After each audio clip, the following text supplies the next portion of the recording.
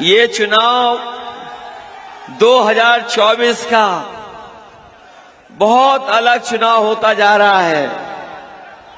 इस चुनाव में देखने को मिल रहा है कि हर सीमाएं जनता ने तोड़ दी हैं और पूरी तरीके से समर्थन के लिए और इंडिया गठबंधन के समर्थन के लिए निकल पड़ी हैं। पूरी जनता दिखाई दे रही है समर्थन देती हुई।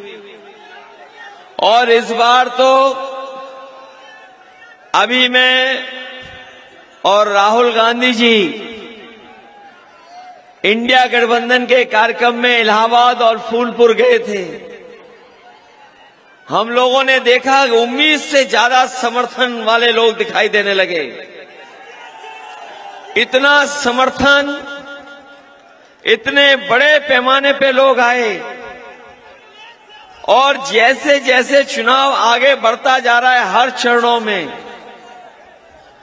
चरण में जनता का गुस्सा भारतीय जनता पार्टी के खिलाफ बढ़ता चला जा रहा है। ये लोकतंत्र का 2024 का विशेष चुनाव है। याद रखना, जिस तरीके से कभी समुद्र मंथन हुआ था, उसी तरीके से आज 2024 का चुनाव संविधान मंथन का चुनाव है।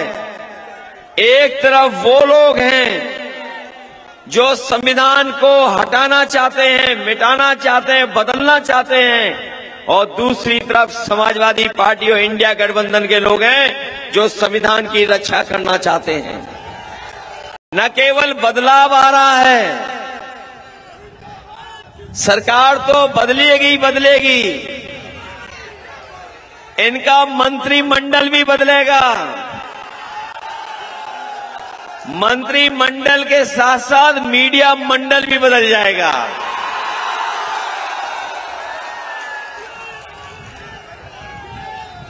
बताओ, मंत्रिमंडल के साथ मीडिया मंडल बदलेगा कि नहीं बदलेगा?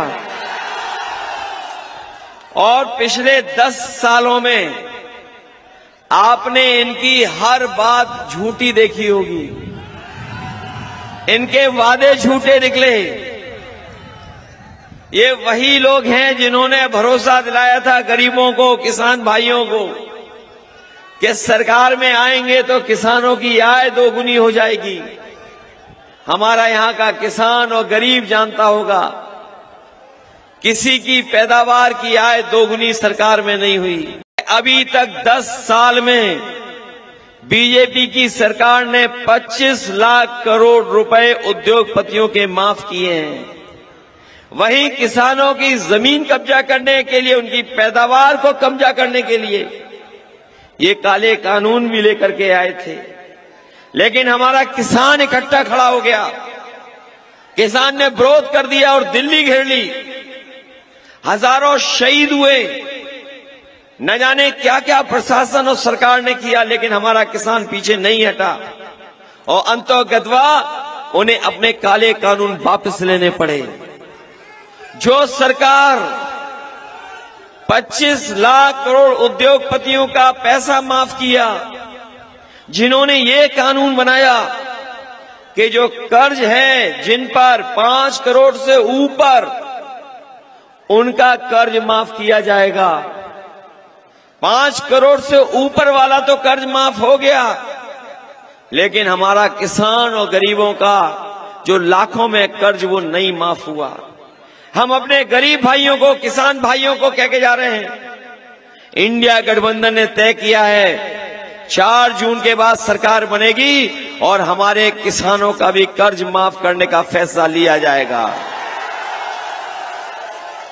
न केवल कर्ज माफी का फैसला होगा, बल्कि जो कानूनी अधिकार की मांग रही है कि किसानों की फसल के लिए एमएसपी दी जाए, एमएसपी के लिए कानूनी अधिकार मिले, हम अपने किसानों को भरोसा दिला के जा रहे हैं कि एमएसपी के लिए भी उनको कानूनी अधिकार दिलाने का काम इंडिया गठबंधन और समाजवादी सरकार में होगा।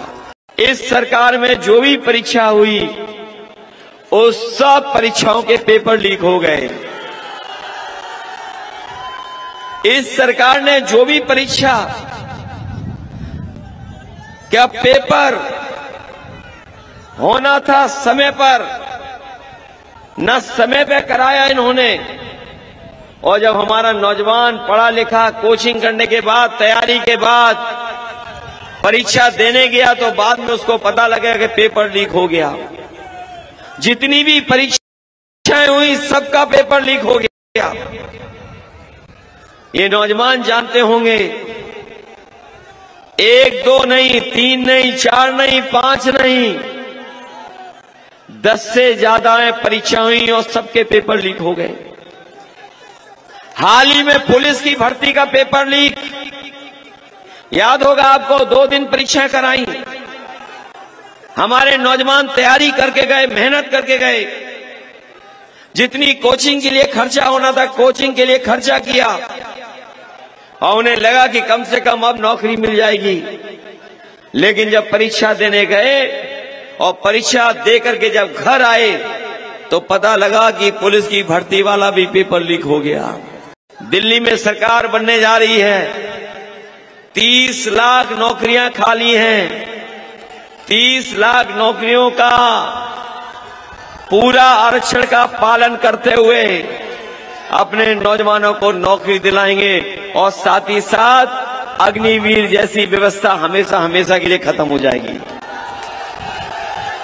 ये अग्निवीर व्यवस्था हम स्वीकार नहीं कर सकते। समाजवादी लोग वो संविधान बदलना चाहते हैं, हर व्यवस्था को बदलना चाहते हैं, इसीलिए वो कह रहे हैं 400 पार। लेकिन इस बार जनता इन्हें हराएगी, हार के जाएंगी ये 400 सीटें। ये बाद में समझ में आया, ये बाद में समझ में आया कि ये 400 पार क्यों बोल रहे हैं। ये 400 पार आप नहीं समझे क्यों बोल रहे थे 400 पार। ये कह रहे थे कि 400 पार सीटें जीतेंगे। अगर लोकसभा में 543 सीटें हैं तो बताओ 400 पार कितनी सीटें बची? 143 सीटें हैं। ये 400 पार 143 सीट की बात कर रहे थे, 143 सीटों की, 400 सीटों की बात नहीं कर रहे थे। और याद रखना, इस बार देश की 140 करोड़ जनता इनको 140 सीट के लिए भी तरसा देगी। एक दल है जिसका एक विधायक गलती से जीत गया, वो भी अंदर ही अंदर हाथ मिला लिए बीजेपी से। इसलिए अपने बहुजन समाज के लोग सावधान हैं कि नहीं हैं? आप लोग भी सावधान रहिए और अपने बहुजन समाज के बहुत सारे अपने समर्थक हैं, हम उन्हें भी सावधान करने आए हैं। क्योंकि ये भारतीय जनता पार्टी अगर चुनाव जीत गई तो ये संविधान बदलने का काम करेगी, और अगर संविधान बदलेगा तो हमारे आपके अधिकार छीन जाएंगे। जो कुछ हमें और आपको सम्मान मिलता है वो भी छीन लेंगे लोग। जो हमारा वोट डालने का अधिकार है वो भी छीन लेंगे। याद रखना, ये बाबा साहब भीमराव अम्बेडकर जी का दिया हुआ संविधान हमारे आपके लिए संजीवनी है। इसलिए चुनाव में जहां हम अपने भविष्य के लिए और आने वाली पीढ़ी के भविष्य के लिए वोट डालने जा रहे हैं, वहीं बाबा साहब का दिया हुआ संविधान को भी बचाने का काम करना। इसलिए हम आपसे निवेदन और अपील करने आए हैं।